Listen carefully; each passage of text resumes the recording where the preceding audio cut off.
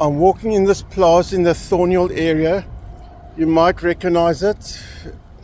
It's young, a little bit further north of Steeles.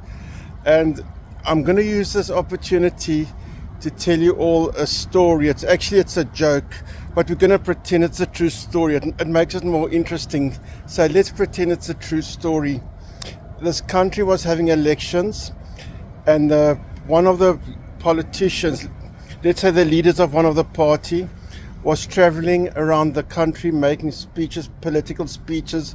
What's a typical speech? Making promises, better life, better everything. He also went to one of the native villages of the country because he wanted their votes. So he stood up in front of all the people of that village making promises. He says, and if I'm the prime minister of this country, you'll have better education. And everyone in the audience started shouting, Gwala, Gwala, Gwala. And he says, and if I'm the prime minister, you will see there'll be much less crime in your area. And they're all shouting, Gwala, Gwala, Gwala. And more promises. And there'll be better health care. And they all shout, Gwala, Gwala. And every time he makes a promise, they shout, Gwala. And he reckons, I don't speak the language in his mind.